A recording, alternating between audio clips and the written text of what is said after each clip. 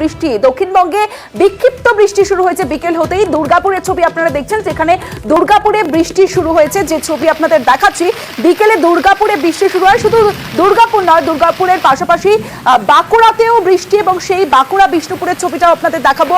এবং সপ্তাহান্তে টানা বৃষ্টির পূর্বাভাস, যেমনটা আমরা আলিপুর আবহাওয়া দপ্তর সূত্রে জানতে পারছি। বাঁকুড়া ছবি দেখছেন, দুর্গাপুরের পাশাপাশি বাঁকুড়া বিষ্ণুপুরেও বৃষ্টি হয়। আমার সঙ্গে রয়েছে প্রিয়ব্রত, প্রিয়ব্রতর সঙ্গে কথা বলবো।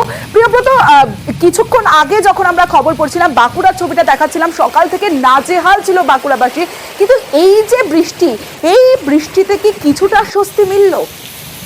অনেকটা, অবশ্যই অনেকটা স্বস্তি বেড়েছে। তুমি বারবার ধরে যেটা বলছো যে গত কয়েকদিন ধরে আমরা খবর করছিলাম যে তাপমাত্রা বাড়তে চলেছে, বাড়ছে এবং আজও দেখেছি আমার সকালবেলাতেও যে 43-এ পৌঁছে গিয়েছে বাঁকুড়ার তাপমাত্রা। এর পাশাপাশি যেটা আর্দ্রতাজনিত গরম, সেখানে ঘর্মাক্ত পরিবেশ তৈরি হয়েছিল এবং এর থেকে কিন্তু 5টা নাগাদ হঠাৎ করেই কিন্তু কালো মেঘে ছেয়ে যায় আকাশ এবং বাঁকুড়া সহ বিস্তীর্ণ অংশে বৃষ্টি নামে। এর ফলে কিন্তু অনেকটা স্বস্তি মিলেছে।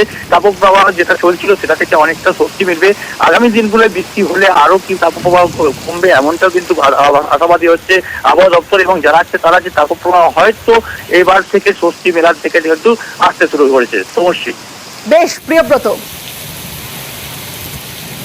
তীব্র দহন থেকে স্বস্তির বৃষ্টি, একাধিক জেলায় বৃষ্টি, বাঁকুড়া, বিষ্ণুপুর এবং দুর্গাপুরে বৃষ্টি, কিছুটা স্বস্তি সাধারণ মানুষের।